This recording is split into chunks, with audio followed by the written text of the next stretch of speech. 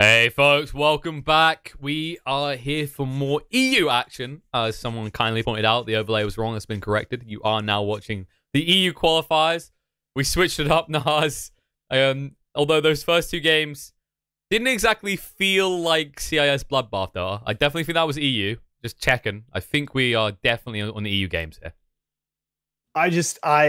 Man, I love this game. You learn so much about the game watching these two teams. Like even the Brewmaster and the Beastmaster bans out of Final Tribe, I think is a great read. It's recognizing that the Final Tribe overall in this series, I think, have gotten a lot more productivity out of their 3 position in the last 20 minutes of game 1 and throughout game 2. You know, behind the big 2 farming cores, Jonas has played really well.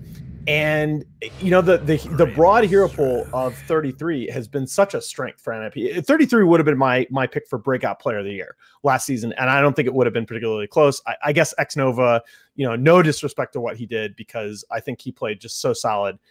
But I love the fact that we've been seeing all support bans in most of these drafts, and Final Tribe recognizing the importance. No. NiP need to get 33 going if they're going to win this game. We're going to put pressure on that right away in the draft. Oh, absolutely. We saw how abysmal of a start he had. They tried to switch it up and get him some room to farm up, but it was too late. Okay. Yeah. And they're going to go right back to the Dazzle. I agree with this. Didn't look that impactful in the last game, but I think Poison Touch is so broken. You wonder if they're going to go right back to the PA. I think that you might see the Axe coming out from the side of NiP, possibly maybe even the Centaur, but I think you want to lock down that offlaner. Like, possibly. Let's see where they want to go. Like you said, offlane, there is already a decent amount of bans focused there with the Beast, the Brew, and the Sand King. I mean, it's honestly, look, it's hard to argue if they want to go right back to the PA here, but with all the offlaners, 3 offlaners already been banned first phase. I think that's the first time that we've seen that in this new patch draft. I think you want to lock down your offlane position.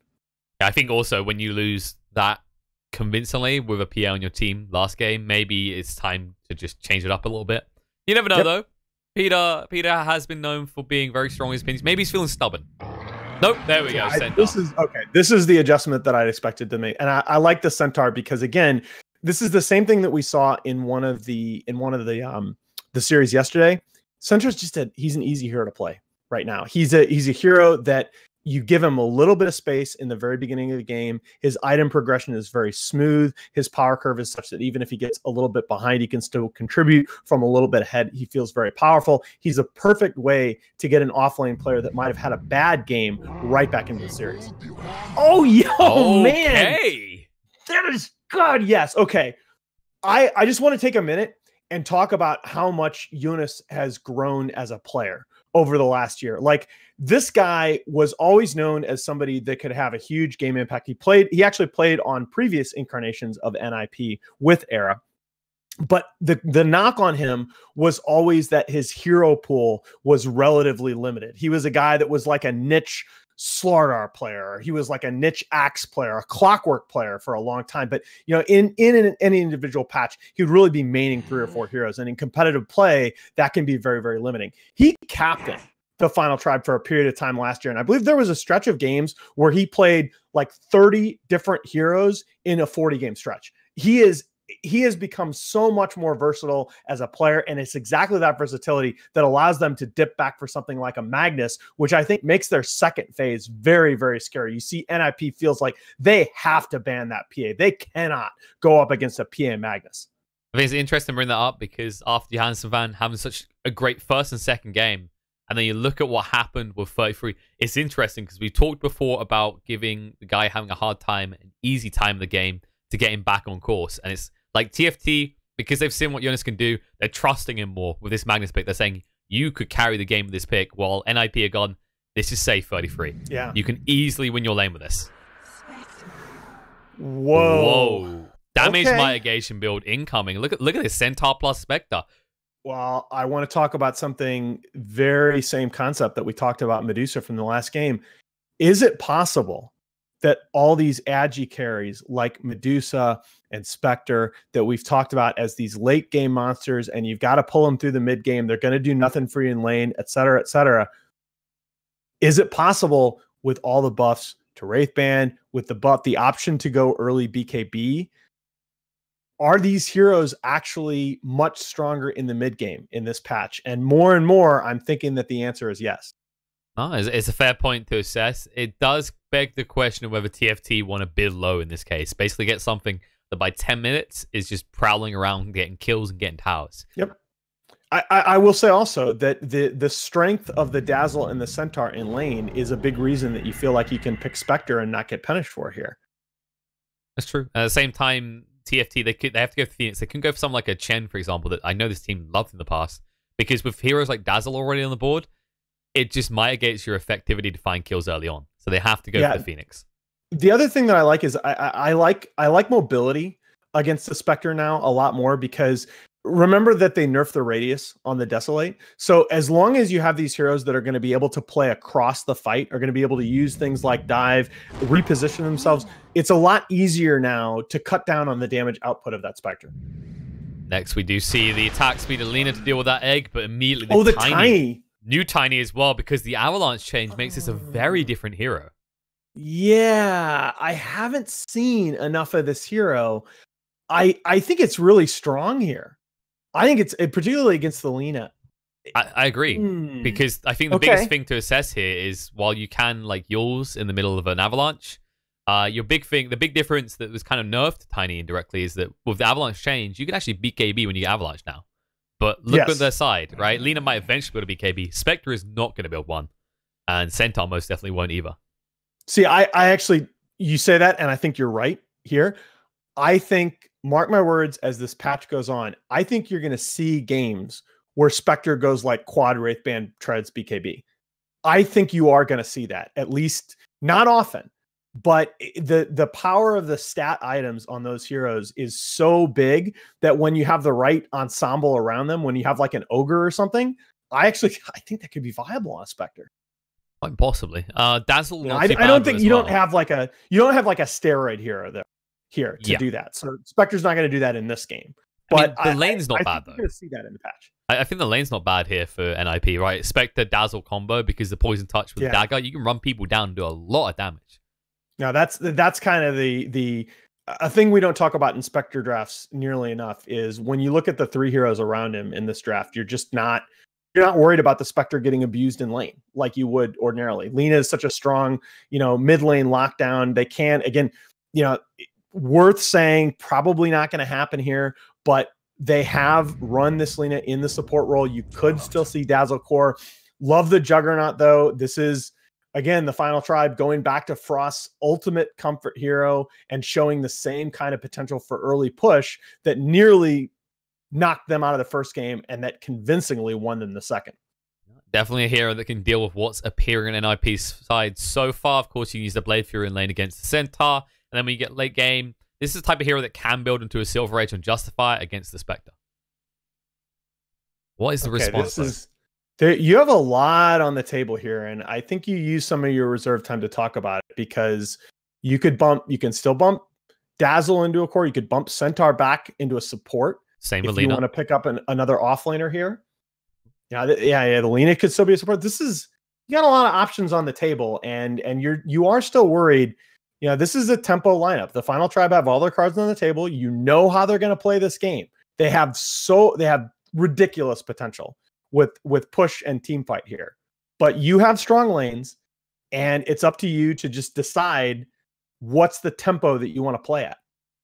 I do especially love the idea of the Lina being rolled back to support with the Centaur, because you stick those two in the lane together against the Juggernaut. He always has to Blade Fury out of paranoia more than anything. If you start charging up the Stomp, he can't afford to get hit because the follow-up Light Strike Array and the nuke damage could kill you.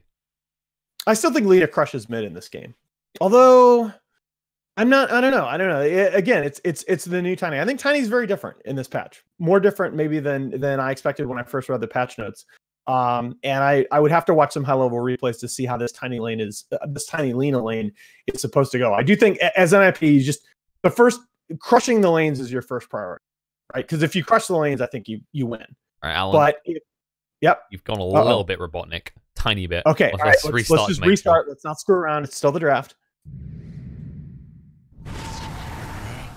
And just in time, Alan is back to talk about this fun hero appearing.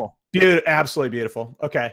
And you still, again, we're not gonna completely know who's playing what. I think this is gonna still be a core position Lina and a 3 position Necrophos. Could be. And then the 4 position centaur. But like we said, you got that flexibility either way. There you go. It's actually going to be the Lina 4. Oh, it's going to be fun. You know, it's going to be, oh, wow. This is going to be Necro mid. Yeah. Okay. It's not a bad hero here, especially seeing it's going to be up against the Tiny.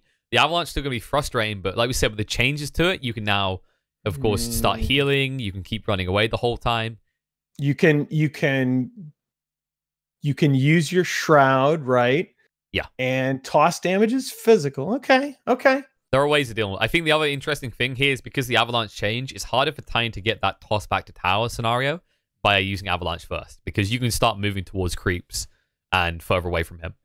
Yeah, they are gonna go with this Lina Centaur laning combo that you called that I really like. That the Dazzle Spectre laning combo is really good. And if the interaction between Ghost Shard and the Toss Avalanche combo is as I think, Tiny's never going to have kill threat on the Necrophos.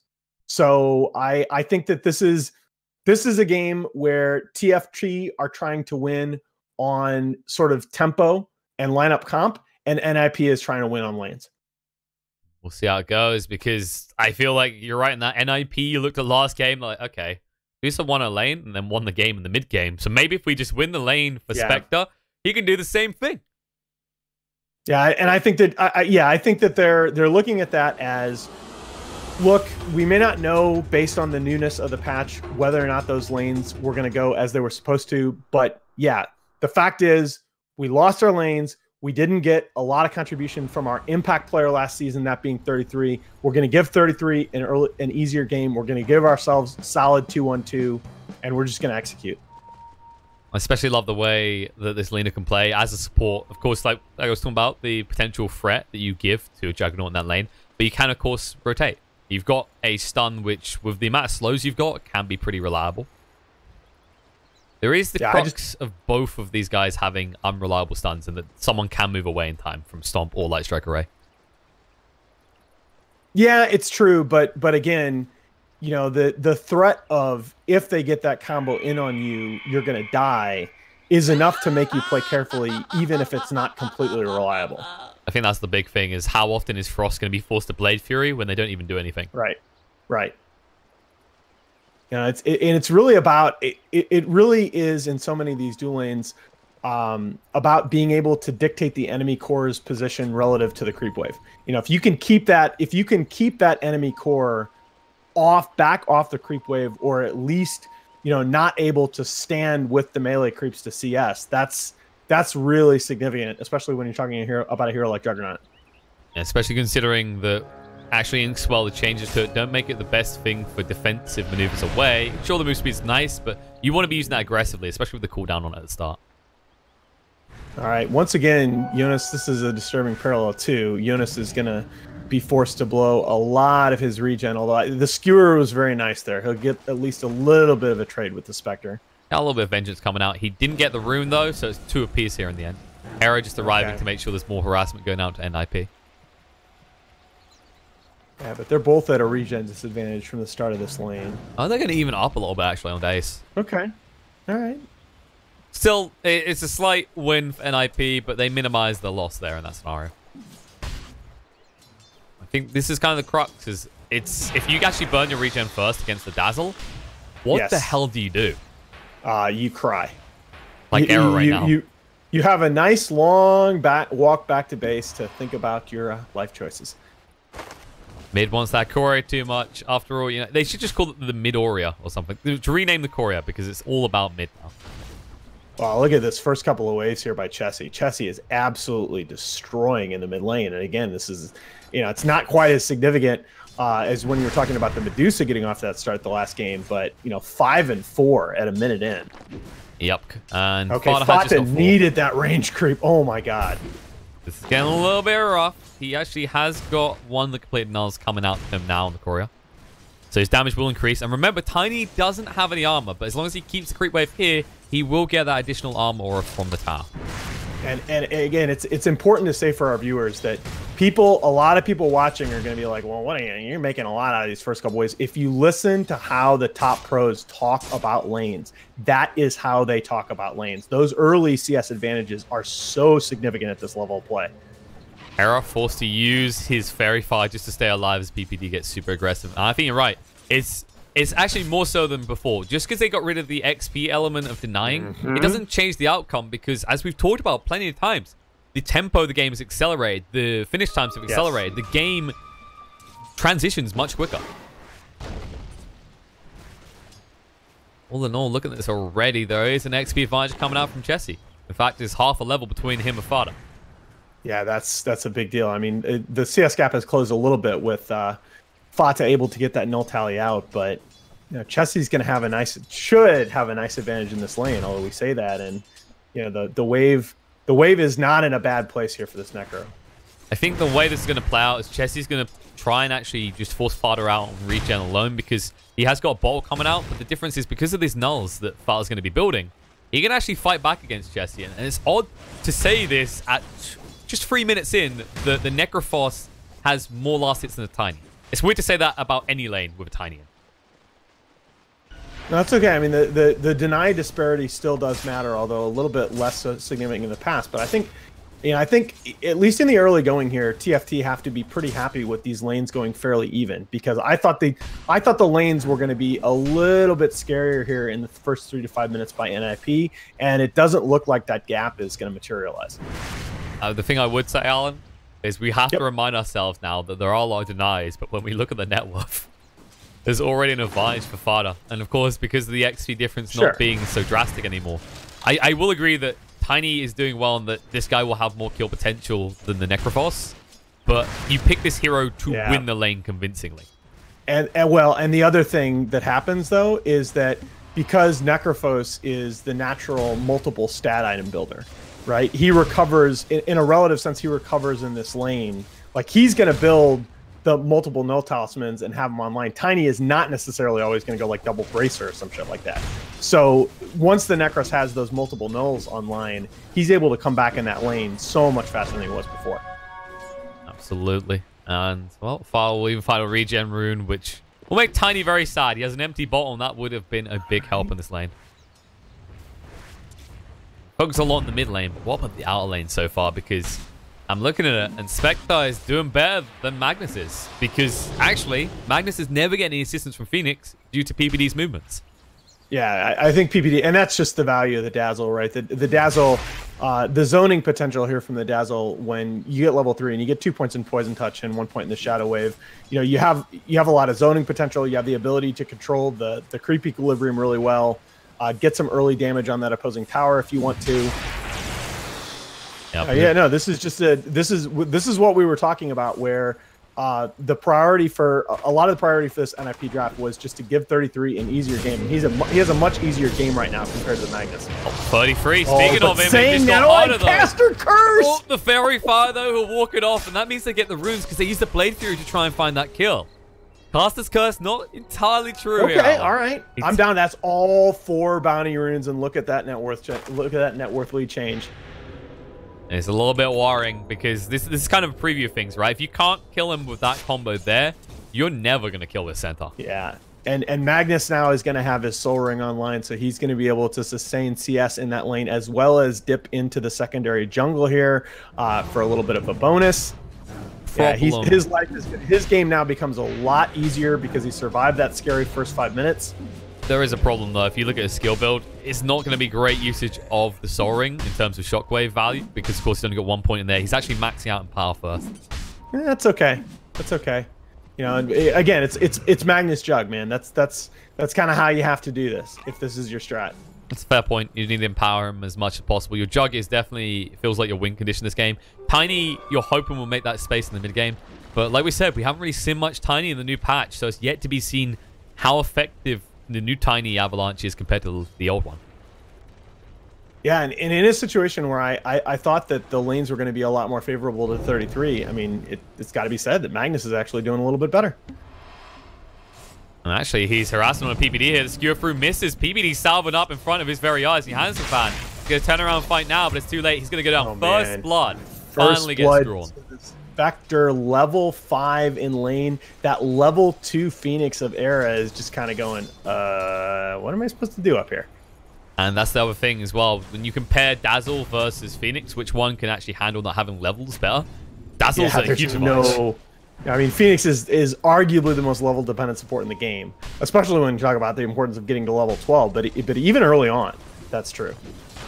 Now, all your spells are pretty useful, and actually you need them all to really get some serious kill potential. Yep. Well, those eggs, even level 1 egg, it's a big difference. An extra target in the fight. This is a miserable game. I mean, you just hit level 3 at 7 minutes in. You know, that half the net worth good as old well. magic book cannot come nearly soon enough for you. He's also got half the net worth for PPD. PPD is just getting around the map. He's doing some good D wards. Jesse, whoa! Immediately tosses far away. He's like, I'm not playing with that. I mean, you can't blame him here. With a poison touch on him, son. He would have died, most definitely. Meanwhile, bot, speaking of dying, Centaur a little bit of trouble. The Horn's going to come in, though. Can he get rid of the Phantom's Embrace? Yes! They get it in time. They'll turn around. Hanskin might be going down. Ace is going to run through, and he should clean sweep this up. The Fairy Fire is not enough to keep the Grimstroke alive. And that's, again, you know, when you talk about the significance of the laning phase, that Spectre getting to level 6 before the Juggernaut what ends up being hugely significant there. Just watching top as a level 4 support is kiting and dealing more damage than the level 6 core. Dazzle, folks. Wow. I mean, Spectre's not here. Someone's got to do the business and show Johannes fan who's in charge. Fine. Game is balanced. It's fine. It's only 2 Wraith Bands on this Spectre. I'm sure it'll stop there. I mean, he might... Like, I'm trying to think what he wants to go next. Yasha's not bad. I've seen some Blade Mail pickups in these scenarios.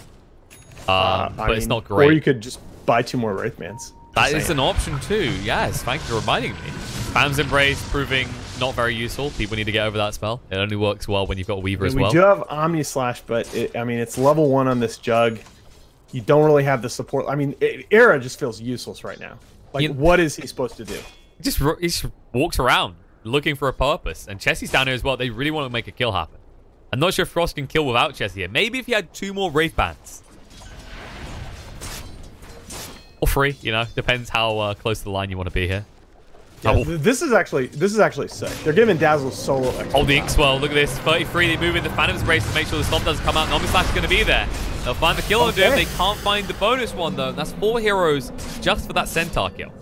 They actually really needed that kill, though, because the supports on TFT, in another couple of minutes, those supports were going to be so badly underleveled. But that gets Grimstroke to level 5, it gets Era to level 4. All of a sudden, you're not nearly as... And they're going to go ahead and get the kill on the Dazzle that had been CSing top. Yeah, but look at this. Jansen fan. Oh. The scythe comes in. Fada was farming the jungle. He wanted that kill so badly. That is correct, by the way. That is correct. That's because of the new spawn. When you get Reaper sides, you absolutely buy back there. I completely agree with that. Oh, yeah. No, I've been talking about this for a while. Like, most people don't seem to respect it enough. Is the thing that makes Necrophos still an absurd hero. Right? I know you like to talk about stats just as being insane, but just think about... It's been in this game so long, we've kind of become tempered to it. Is this hero that interferes with your respawn time? Especially this early on. Used there. Yeah, they get the kill on Hanskin, and in return, Sax are trying to run this off. The Blade Fury is close enough. Just the tip will be enough. Yeah. But yeah, I think you're right in that you have to equate the amount of XP and gold you're missing out on versus the cost of buying back. And those extra 15 seconds are at least 1 creep wave miss. Well, and at this point, I mean, it hurts, right? Because you really do want your Blink Dagger, but you need to continue leveling at this, especially when you've run this Maximum Power build, right? To boost up your Juggernaut, you need those other skill points to play with. But more importantly, he needs you as well, as you just saw through power. Jug needs this boon. He needs a way to actually accelerate forward, because you look at the net worth right now, Ace is still ahead of him. Yeah. Yeah, this is starting to get scary because Lord. you need to be at least at parity with your heroes, right? You're the ones that need to be taking over the mid game, and you're starting to fall behind this Necrophos and Spectre. Speaking of that Necrophos, he might be having a gank come in favor of him in this lane as they're circling on Jesse. Tiny's a tanky boy, but with 3 heroes here, that should be an easy cleaning. I mean, yeah, Tiny's got 2 Wraith Bands. There we go. Avalanche comes out. Fada just trying to move forward. Spectre's going to be there with a Haunt, the toss back. Buys him a little bit of time. Light Striker Ray does just about connect with a tip, though. They better find the kill. Omni Slash used again. Gets the kill in return on the Lina. Fada. He's a Ghost Shroud. There's a Blade Fury. And look at the heals coming out. It's going to be fine. Maybe a little bit too early in the shallow grave. Now the Phantom's race going on the 2. They need to get rid of it quickly. The egg does get that's in a as nice well. egg. He might die. It's beautifully done. They'll find both kills. Double kill for Error as the burns just overwhelm them. Absolutely massive there for TFT. That is what they needed. The farming cores on the other side were opening up a bit of a gap there, but 3 kills, including 1 onto that high-value target in the Necrophos. They're going to get at least 50% damage on the mid-tier 1 tower. That was what TFT needed to happen to stay in this game. Yep, absolutely. And well, the Spectre tried to show off that fancy new Mask of Madness. Didn't really have the impact you're looking for out of the first Horn. But you can't really put that down to them doing something wrong, which was fantastic done by TFT to react. And as you said, that egg perfectly placed to make sure that they couldn't run away and they couldn't kill it either. Yeah, that's one of the better level 1 eggs that you're going to see. And I just can't emphasize enough, as a result of the engagement down bottom and now the 2 kills coming in mid, Era is now sitting pretty at level 7. Right? I mean, he's now past Dazzle, who had about 2 minutes of free farm in that lane top. Well, let's focus on this correctly. Both of those supports are past both supports on the side of NiP off the back of that fight. Yeah. That is so significant at this point in the game. I mean, you are relying so strongly on kind of this wombo combo team fights with the Grimstroke abilities, interacting with the ultimates coming out. That's if you're under level, just none of that matters. Sax are just scouting out, so they're safe to push on this bot tower. Although they're really not pushing fast. And they clear waves fast, I'll give you that much. But in terms of hitting the tower, they can't get rid of that tier 1. And I'm worried about the acceleration of gold that's going to come up from towers, because I think TFT have a much easier job approaching these towers and taking them. I mean, Spectre is still, like, anytime you're playing a Spectre and you're at net worth parity at this point in the game, though, you feel pretty good. Yeah, you're going to be happy. But I think it's like, this is the acceleration of gold that's going to come out as these towers fall. And as you lose places that you can farm safely. That's the only concern I see right now. It's like, I am watching, don't get me wrong, all right, Alan? After the Deucer last game, we've learned our lesson, all right? You don't down these late game carries by the 25-minute mark doing something. Yeah, I mean, I don't think we're not nearly in the same situation, and I don't think, you know, Spectre is not a hero that can just build stat items and become ridiculously broken like Medusa can. But yeah, I just think that against a pushing lineup, you know, you still have your towers standing. Your tier 1 mid is at 50% health, which is fine. You got to feel pretty good based on where you are in the game. Yes, you could have been much farther ahead if those 2 engagements hadn't gone against you. But as NiP, you've still come out of the first 15 minutes here doing what you needed to do. Absolutely. And going that mid game, like we said before, the focus is definitely on Tiny. You can argue Necrophos's impact, once you get that level 2 Scythe especially. Well, we saw what happened with just the level 1. There was a buyback coming out. If you find Magnus again, you force him to buy back again. It's a pretty painful scenario for him. Yeah, so I mean, the big thing right now is to look at, like, where are the next power spikes gonna come from, right? Because Magnus just got his blink dagger, which is really nice. No, you know, Tiny is about to have his blink. Alan, he didn't go for the blink. What? He went for the Vlads. Wait, did he? I thought I saw. Oh man. Nope. Okay. He changed his mind last second. He said, "Okay, this is all about Juggernaut. I'm gonna path the way for him to win." Oh, okay. Oh, all right. All right. He knows Tiny's about to have blink. Okay. Yeah, you don't have the initiation. In fact, you can hold them in place long enough the Avalanche that Johannes fan can casually walk over an RP. I think I'm on board with this. It's weird because of the new way the Avalanche works. It lasts long enough unless NiP builds mobility like 4-staffs.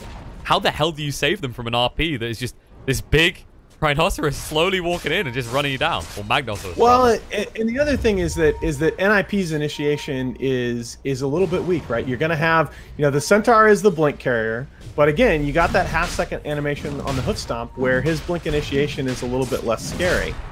And again, you know, with the sustain coming out from that Vlad, the S and Y and power on the Juggernaut, you're going to roach fairly quickly. The lanes are in your favor. But look at this. NiP know what's up. They can get there in time as well. PPD leading the way. The smoke breaks. Stampede coming in the horn there as well. Stomp picks. Let's see the play through out time. But no, they're going to go for this. Laguna already being thrown out. It's not enough to just get the RP to turn around the Avalanche. They'll get rid of Lina and they'll get rid of the Necrophos. They're getting low. Tiny's going to go down the back. No. Meanwhile, Frost cleans up another kill.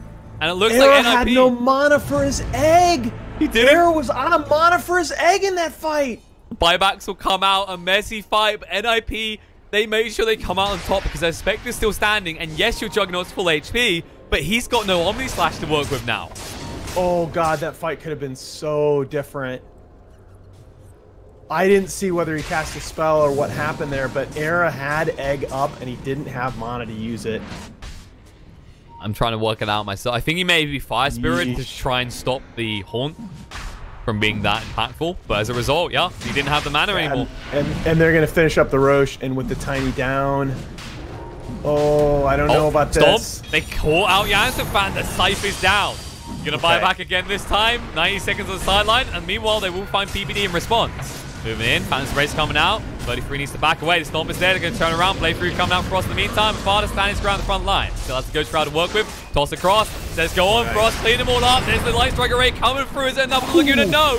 Frost is going to live. Runs away from Farther. And now Mask of Madness Ace. He smells blood in the water. But can this shark run it down? Might be able to. Spin's going to come out. Frost, he's just being right-clicked here. Ace is so close, yet so far to finish this kill. Both having Yasha makes it impossible.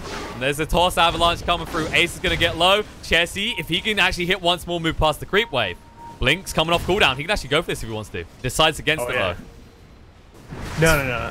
That's exactly... It's funny, too, because that's exactly what NiP wanted to happen. That was a calculated bait from them, but Frost was in pretty good position. He got a nice crit there to finish off the kill.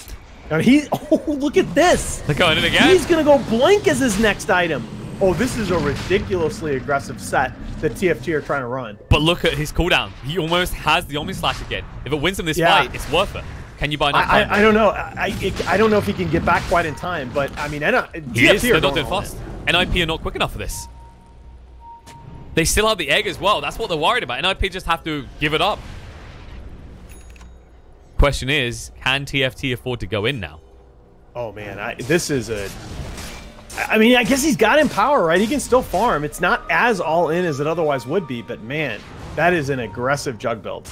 I think the problem is how hard Ace won that kill on the Frost. That bought them a good 20 seconds at least. Yeah. It forced them away from the Roche pit. And look at this. 90 seconds ago, Janssen fan was a dead man, and this Roche looked like it was going NiP's way, but now... I mean, they have all their stuff, and they know Reapers is down. Yeah, but so the Stampede comes in, the Haunt again, they're going for this Avalanche, going to be their toss coming through. Centaur getting low, the RP as well. Who got the Aegis? It's Frost. He picks it up, far over the Shallow Grave to keep him alive for a little bit. Now the Ghost Shroud coming out, trying to stay in this. We'll move away, the Sunray burning up, going to find another. Scythe goes down. Not enough to kill off Chessie, though. Avalanche stunning up PBD and Sax, so they're going to chase through, looking for Fado, turn around, take PBD instead. Frost, he decides they've done enough. They take two, they take three, they lose two, and they get their hands on that Aegis. Yeah, and they're going to get the Aegis, they're going to get the tier 1 mid tower. It's just a...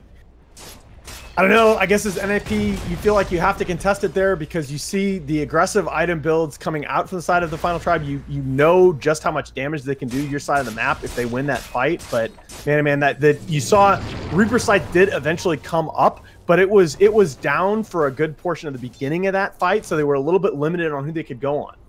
I mean, everything came back up, right? The Haunt was there. Yeah. But you've got to know, if you got Haunt, there's going to be an RP available again, but you could see, it just feels like NiP...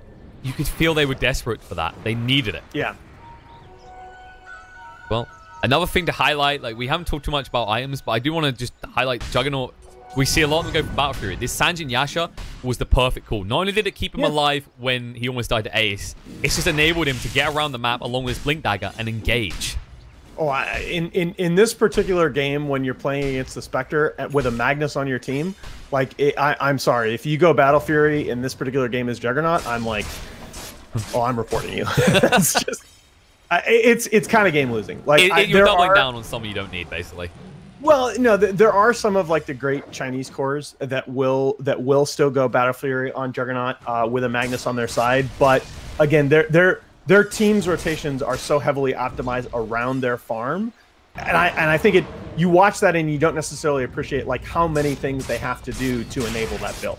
Yeah, I think even then it's like if you actually look for example the way he clears creeps and the speed at which he clears camps, if you went Battle Fury on top of the Empower, I think you're actually not getting better gains than if you have a Blink and a like Yasha for the mobility. And by the way, look at, for the third game in a row, we're going to talk about the critical importance of this. That dire tower triangle. 33. Chessie's he's got a TD rune. Okay. Oh, they don't just get one, they get two. 33 tried to stampede himself to safety, but it didn't matter. They had the stun timing on the Inkswell. Wow. And I mean, TFT for the second game in a row, they're just finding the fights that they need on the map. Definitely. TFT's rate of adjustment to the playstyle of NiP has been phenomenal in this series so far. Yeah, it's adjustment both to the playstyle of the opposing side and to the new patch, taking advantage of the power curves of their heroes very effectively with these early stat builds. I mean, Tiny, you know, builds multiple. Hey guys, we nerfed Aquila. Yay! Oh wait, no, I need Tiny's attack still building speed. multiple rate bands. You wonder what he'd be building. Now you know the answer. And this is a credible high ground, by the way. Avalanche, toss back. Lena's a little bit deep. Saxon can't escape. Phantom's embrace means well, it is now godlike as Frost on the Juggernaut. I thought they were going to go that direction even earlier in the series, but you have to when you're scouting this team. You have to know that it's just such a comfort hero for him. Oh, Chessie couldn't get close enough. But I was gonna say, look at this distance. There's always PBD behind 33 for good reason. With Frost having that blink dagger, they know he has Omni Slash. And if Centaur gets caught, he probably dies here. Oh, Horn coming in. They're looking to make the move right now. The Blade Fury's already going. They can't actually do anything against him. RP, control up. Ace on the back foot, looking to kill Nahanskin. Now the Omni Slash comes out. PBD in full beat keeps Sparta alive. The Ghost Shroud activated as well. And look, the link. Egg gets dropped. They need to turn around, but they can't stomp through. It doesn't matter. 33 and Ace. They might be going down. The Tree Toss crew won't even get the kill as Era is the one that burns out the Spectre. And wow, and that's Elena Rax at 23 minutes against a top 6 team at the previous major here. That's not just one lane. Look at this. This is insane. And no, it's going to be multiple lanes. And dare we point out, the loser of this match is going to be facing Vega for their tournament lives. And not only that, but if TFT pull off a win here, you're going to go into a series against Team Liquid. You'd usually be scared as all hell. But when you've been playing like this, when you've been looking this confident, that is such an advantage against a big player like Team Liquid. No, I mean, at least if you go off recent form, right? Fine, they were playing with a stand-in, but NiP's recent form has looked a hell of a lot more scary than Liquid. Boy, oh boy. Worrisome times for NiP as they only have one lane left, protected by that tier 2. If that tier 2 hadn't been there, your whole base wouldn't be there. Oh boy, and it's one of those things where if Spectre had like, you know, 1,000, 2,000 more gold, you'd feel a whole heck of a lot better about things, because Spectre with Diffusal now could win you a fight, but she's still like, you know, a quarter of the way there at most. I like just looking at 33 and seeing he's stacked a bunch of braces in his Dubai. Yeah, you know. What are you replacing, buddy? New meta. New meta. Hey, it's all about, you know, the beautiful little magic resistance. You just have no plays at this point if you're NiP. I mean, TFT just have so many different things that they can do with their lineup. Absolutely. And final our tower has fallen.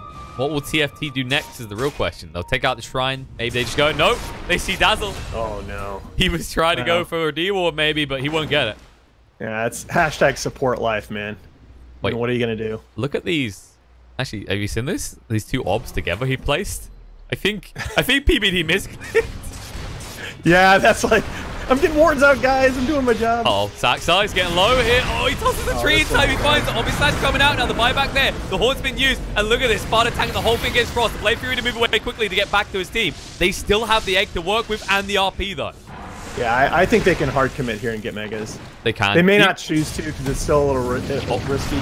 Stomp coming in, trying to fight. Avalanche perfectly placed. Lena gone. That's a dieback. On the side, Potter in a lot of trouble here. He has got the Ghost Shroud to work with, but no. He's silenced up. Blade Fury will run him down. Buyback comes out, but Lena doesn't have one of those to work with. Already committed it. I mean, they do have to be a little bit careful. Fada still has his scythe up. Oh, Avalanche against Chessie. This man knows no mercy. 33. All right. Not enough braces. That will do it. Skirin, Johansson fan, he still has the RP, he wants one good one before the game ends. Time's going to be there, it's not enough this time. Ray keeping alive, RP controlling the Spectre. They don't care about the play mail, they'll run him down as GG gets called. And NiP, they will be fighting for their life against Vega. And TFT, they're going to see if they can slay Liquid next as well. Yeah, well played indeed. This was really good Dota by the Final Tribe. And you can say what you want about the new patch. You can say in a mature meta does this series look like this, but you know, the Final Tribe recognized exactly what NiP did to them in game 1. They stretched out that game. They got confident. And in games 2 and 3, they just came back and they ran exactly the same playbook against NiP. And NiP just couldn't adjust with their drafts. Man, it's just such a huge result for a Final Tribe team that has been together for a while now. They know each other, but they just haven't gotten over that hump. You know, we saw No Pangolier do it in the CIS region. This could be the start of a similar run in EU. Most definitely. Looking hot off and out of the oven. And let's see if they can actually keep that up. I mean, we are going to actually be covering the TFT series here, folks. That's right. Oh, man. Yeah. I mean, we've got a best of 3 here that went to 3 games. And like we already said, you know, Liquid, they've got a lot of question marks next to them right now on how they're going to perform. They did good against Vega. But NiP was the one in a lot of people's minds that they were going to have to face, and that was going to be a challenge. Instead, they're given a team that, I'm going to be honest here, in the last 2 games, handled NiP convincingly. Oh, yeah. I mean, you look at Frost and Chessie in these last 2 games, and in the last game, I think the focus was more on Chessie. In this one, it's more on Frost going 13-0-9 on his Juggernaut, but they had the right lineup around him, and they delivered big time. Did. I don't know about you, right? But I am buzzed for this next series. Yeah. This is going to be, it's going to be huge, right? Because if Liquid can take care of business here, I think we start saying, okay, the last round of major and minor qualifiers where TI hangover, it's a hiccup. But TFT, if they beat NiP and Liquid back to back, you have to start talking about them as maybe the next team out of this region having a chance to do some damage in the major. I mean, it's not just that. You look at this, I think you're right, they can go on to do that, but who's left in the region? If they beat Liquid, the only one left that you can even have a question in your mind, can they beat them, is Secret. And and that's the other thing that we need to talk about here, realistically, because, you know, it's with only 3 slots for this region, and that was Valve's decision. All right, with only 3 slots in this region, what happens is you want to finish top 2 in the groups to make the playoffs. You have to. But then once you get in the playoffs, you only need to win 1 series to guarantee your spot, effectively, to guarantee your spot at the major. And so what happens is you, out of this group, do not want to have to play Secret in the first round. Okay? And the winner of this next series will dodge Secret, presumably in the first round of the playoffs. That is absolutely massive. Most definitely is. And when you look at it from that perspective, you look at the scenario, we just had a huge upset in CIS. No Pangolier slayed everyone. Could TFT do the same? I know I'm excited to find out. I know you're excited to find out. I'm sure everyone else is excited to find out. That action will happen on this channel. We're going to have a short break before we come back with that series, guys. So you definitely want to stay tuned for that.